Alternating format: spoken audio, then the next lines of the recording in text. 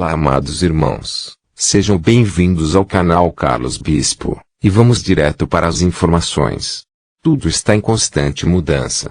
A crise do viral colocou em movimento uma quantidade incrível. Nos últimos meses, tenho estado muito ocupado com perguntas e discussões sobre alternativas. A quintessência dessas, muitas conversas, agora me leva de volta à escrita. Cada caso é diferente, tão único quanto as pessoas envolvidas. Mas, repetidas vezes, vi como soluções completamente novas surgiam, assim que os envolvidos conseguiam se libertar dos hábitos sociais e considerar o bem-estar de seus filhos mais importante do que os regulamentos oficiais. Quem segue a voz do seu coração, coloca-se sob a proteção da lei espiritual da natureza, e cria um local de pouso para milagres. É útil pensar sobre as leis herméticas, porque são como a bússola do coração. A primeira lei hermética, tudo é espírito. Hoje é a vez da próxima lei, tudo é vibração, tudo está em movimento, em constante mudança. Não importa o que façamos, ou deixemos de fazer, o mundo dentro e ao nosso redor muda, a cada momento, principalmente, de forma lenta e imperceptível, às vezes, com tambores e trombetas.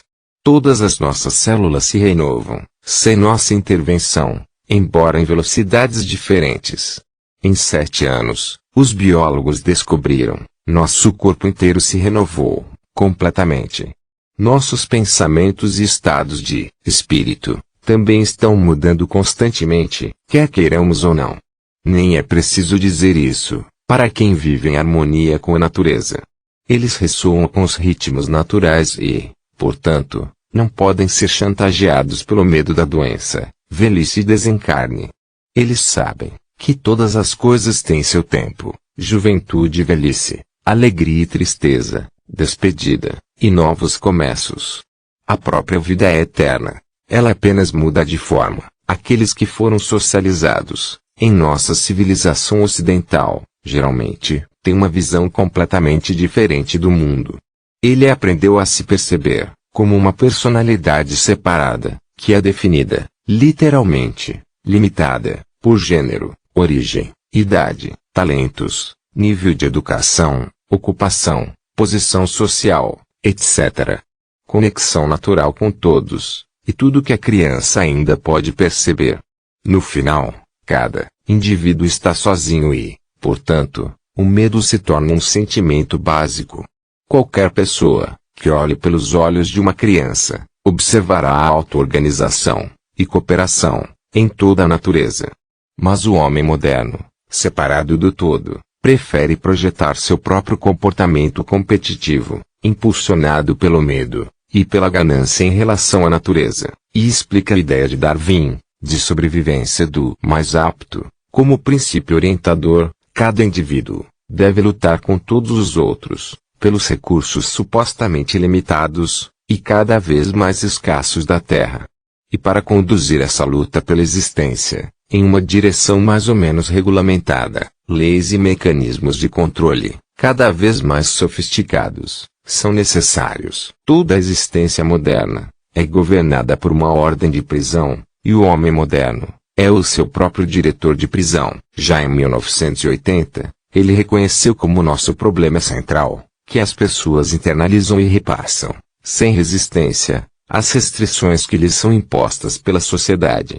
O agravamento extremo desse problema, na esteira da crise do viral, talvez pudesse trazer a mudança. Muitas rãs mal notaram o aumento gradual da temperatura em sua amada prisão familiar.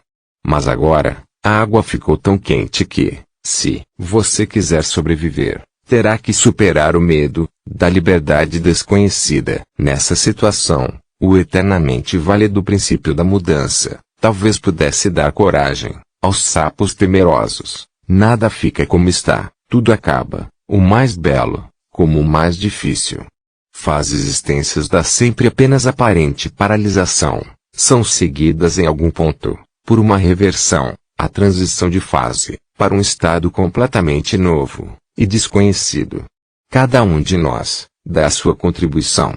De inúmeras, pequenas e grandes decisões individuais, uma nova era incomparável está se formando, gradualmente.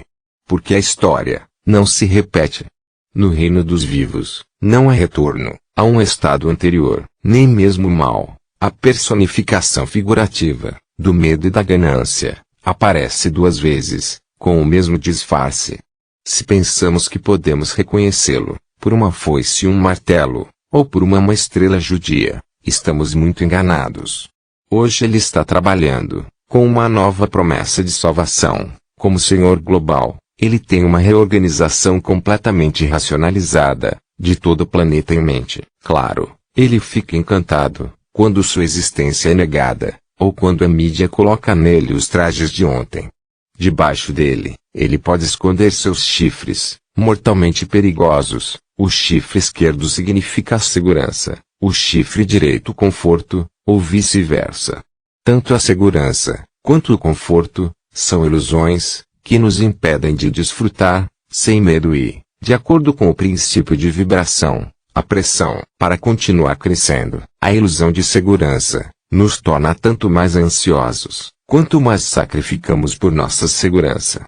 Em casas monitoradas por vídeo, atrás de portas com fechaduras de segurança caras, sentam-se pessoas, 2 ou até 3 vezes, que se mantêm compulsivamente distantes, mesmo usando máscara sozinhas no carro, mantendo-se informadas sobre os últimos valores de incidência na mídia, e a narrativa oficial as condena como ameaças não solidárias, que deveriam ser excluídas da comunidade. O que a mania de segurança projetou com sucesso, a conveniência completa. Assim que as vítimas da batalha de informação começam a sentir um pouco de dúvida, um breve impulso de usar outras fontes de informação, ou falar com pessoas que tiveram outras experiências, elas se sentem confortáveis. Você não ficará confortavelmente imerso na necessidade de arriscar a maioria democrática. Esses críticos das medidas que discursam sobre direitos básicos e liberdade de escolha são todos juramentos malucos e teóricos da conspiração. Pensem como você ficaria na frente de seus amigos se os ouvisse. E o trabalho de Sísifo, de pesquisar por si mesmo, se as estatísticas foram manipuladas, ou o que realmente há, você não vai querer se fazer a sério. Se havia realmente algo nos argumentos dos críticos, os budistas, referem-se ao medo e à ganância, por poder ou riqueza, como espíritos famintos, que nunca estão satisfeitos. Não devemos julgar as pessoas que foram vítimas de espíritos famintos. Em vez disso, devemos observar seus destinos, muita crítica e de perto, a fim de ver através dos mecanismos de ilusão, aos quais também estamos expostos, a cada passo.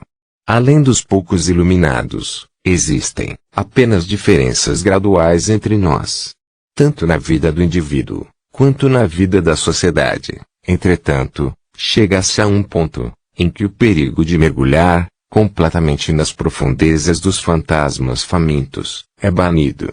Este ponto não pode ser reconhecido pela mente, porque muitas coisas continuam a dar errado, do lado de fora. Ainda há muita necessidade e sofrimento. Mas a voz do coração não pode ser enganada pelas aparências externas. Quando ouvimos isso, podemos ver que todas as mudanças em andamento, tanto horríveis quanto maravilhosas, servem a um objetivo comum. O que está sendo preparado é uma mudança histórica na consciência humana. Alguns dizem que caminhamos para 2 linhas do tempo opostas, através de nossas decisões diárias. Por um lado, a mente domina, que vê os problemas em todos os lugares, quer colocar tudo o que é imprevisível e natural sob seu controle, sonha com soluções globais, constantemente inventando novas leis, e suas reivindicações de poder anunciam a promessa de segurança e conforto, sem se esquivar de mentir. Na outra linha do tempo, a lei divina da natureza, que está escrita em nossos corações. Esta lei permite-nos perceber a nossa ligação com tudo e todos, para que não necessitemos de mais leis. Quando atingirmos essa linha do tempo, perceberemos que tudo é vibração. E com isso, ganhamos a liberdade de explorar as infinitas possibilidades que se projetam em nossas mentes, de uma forma alegre e lúdica, como crianças. Por Alexandra Terzic.